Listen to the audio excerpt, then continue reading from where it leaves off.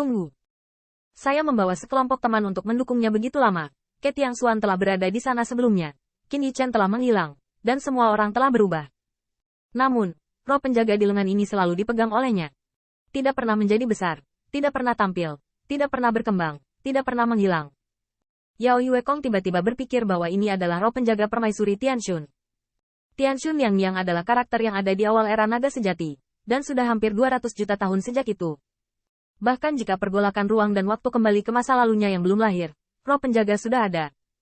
Pantas saja semangat penjaga tidak berubah dari awal hingga akhir. Selain itu, Yao Yuekong tiba-tiba teringat bahwa sejak kembali ke usia 11 atau 12 tahun, Diwei mengalami serangan balik, jadi dia tidak bisa lagi melindungi roh penjaga. Tapi si kecil ini. Yao Yuekong memandangi kepompong emas seperti bayi di pelukannya. Matanya bergetar, dan dia melihat kepompong emas itu terus melonjak, dan sesekali tampak berubah menjadi kupu-kupu, tetapi sesekali tertidur lelap. Roh penjaga adalah Zer, dan juga makhluk antara langit dan bumi, jadi wajar saja ia tunduk pada aturan ruang dan waktu. Tapi kepompong emas yang dibungkus dengan roh penjaga ini sepertinya. Anak kecil, selamatkan aku. Aku saudara yang baik dari putra Baize. Kamu tidak tahan melihat kita semua mati, kan? Yao Yuekong menggunakan kekuatan kaisar terakhir sebagai suara kaisar yang mendesak, ingin membangunkan roh penjaga dalam kepompong emas, dan suara kaisar inilah yang membuat roh penjaga tampak terbelenggu. Itu masih jeritan serangga, seperti meringkik 5 suku Zerk yang kuat. Itu bukanlah bahasa milik dewa dan iblis manapun. Tetapi setelah dimasukkan ke dalam tubuh manusia, itu bisa membuat orang mengerti artinya dalam sekejap. Namun, tetangga 5 suku Zerk yang kuat jelas lebih serak dan dalam, lebih agresif dan lebih ganas. Dan cacing yang keluar dari kepompong emas ini secerdas bayi ulat sutra, dan bahkan sedikit pemalu. Aku mencoba yang terbaik.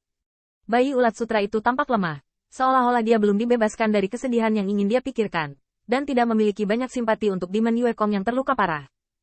Tetapi pada saat ini, Qin Yichen melihat kepompong emas dipenuhi dengan kecemerlangan, melonjak ke langit, berkumpul seperti harta karun. Desir-desir. Kecemerlangan itu seperti sutra, dipisahkan dengan cepat, dan berjalan seperti iblis Yuekong. Hanya dalam waktu singkat, Yao Yuekong sepertinya merasakan bahwa keberuntungan surga telah ditambahkan ke tubuhnya, menyembuhkan luka-lukanya, dan membuatnya sangat cantik, dan sikap kaisar iblis muncul kembali. Ini. Qin Yichen dan yang lainnya juga terkejut. Jubah brokat iblis Yuekong telah dipukuli untuk membocorkan angin, dan lengan baju yang mereka pakai juga seperti itu. Itu seperti rumah rusak dengan atap terangkat. Itu bisa dihancurkan terbang kapan saja. Tapi pada saat ini, kecemerlangan cahayanya seperti semburan, menutupi seluruh tubuh Yao Yuekong, dan juga membuat borgol yang tidak lengkap dijahit ulang. Tidak. Bukan tambalan. Ini tampilan yang benar-benar baru. Ternyata benang sutranya adalah jubah brokat. Seperti kekayaan surgawi, seperti kanopi di atas, seperti berkas suci yang tak terhitung jumlahnya yang tersisa dalam satu tubuh. Itu bahkan dapat membuat alam kekaisaran lebih kuat dan lebih agung, dan prestise kaisar bahkan lebih kuat. Ini adalah. Yao Yuekong juga tertegun. Dia menundukkan kepalanya dan menatapnya untuk pertama kalinya. Dan dia merasa bahwa ini adalah pakaian terindah yang dia kenakan. Perasaan seperti itu, hanya jubah kaisar yang dikirimkan kepadanya ketika ibunya mengetahui bahwa dia menjadi seorang kaisar yang dapat dibandingkan. Belakangan, Yao Yuekong mengetahui betapa berharganya jubah kaisar. Jubah kaisar yang diberikan kepadanya bukan hanya cinta keibuan, itu lebih seperti cinta ayah gunung. Sayang sekali dia dipenjara di penjara surgawi dan mengambil semuanya. Dan jubah kekaisaran ini membuat pikirannya bergetar. Meskipun brokat ini tidak bisa memberinya cinta keibuan dan cinta ayah, itu tidak tergantikan di dunia. Tetapi itu membuat Yao Yuekong merasa hangat dan sepertinya bisa melindunginya dari angin dan hujan.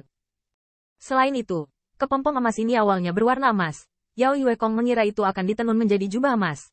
Tetapi kenyataannya, ia memiliki bulan yang cerah di bagian depan dan bulan darah di bagian belakang. Seorang iblis besar berlutut, 10.000 iblis menjaga bulan yang cerah. Ini. Dia ingin menciptakan jubah kekaisaran yang dia masuki ke dunia cacing karena alasan ini, persis seperti yang dia inginkan.